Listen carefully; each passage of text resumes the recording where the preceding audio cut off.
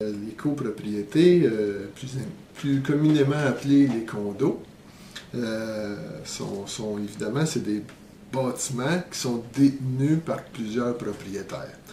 Pour pouvoir créer une copropriété, ça prend essentiellement deux choses.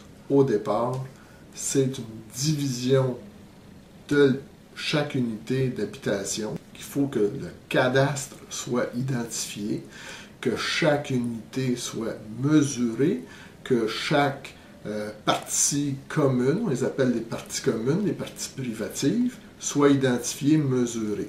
D'accord. Une fois que ça c'est fait, évidemment, tout ça est enregistré, publié au Bureau de la publicité des droits, et c'est après ça que le notaire va faire la déclaration de copropriété. La déclaration de copropriété, une fois qu'elle est faite, là, on peut parler de condominium, de copropriété divise, si on veut.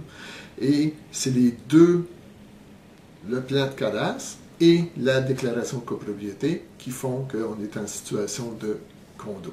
On va confectionner, en plus du plan de cadastre, un certificat de localisation pour l'ensemble de la copropriété. On se retrouve par contre souvent, quelques années plus tard, qu'on vend.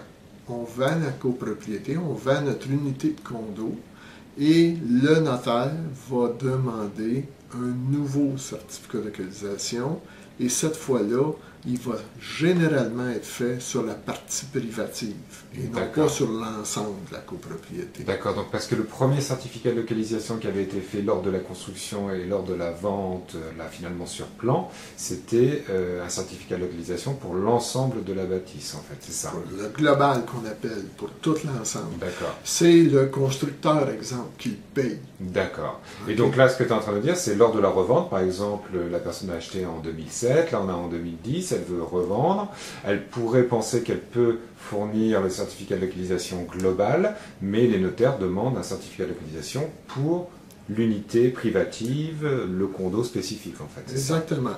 Et la raison pour laquelle ils le demandent souvent, ça peut varier les raisons, mais plus souvent qu'autrement, ça peut être parce que le numéro de lot a changé. On sait qu'il y a eu la rénovation cadastrale, que tous les numéros de lot ont changé. Ça peut être aussi parce qu'il y a des doutes sur l'exactitude, si on veut, de l'appartement par rapport au cadastre. Les gens font des rénovations, les gens font des modifications. Souvent, on entend « Ah, j'ai rien changé », mais il y a des choses souvent qui ont changé, que ce soit une porte qui a été agrandie, que ce soit un mur qui a été défait, un agrandissement d'une pièce au détriment d'un autre, etc. Il y a des choses qui ont été changées.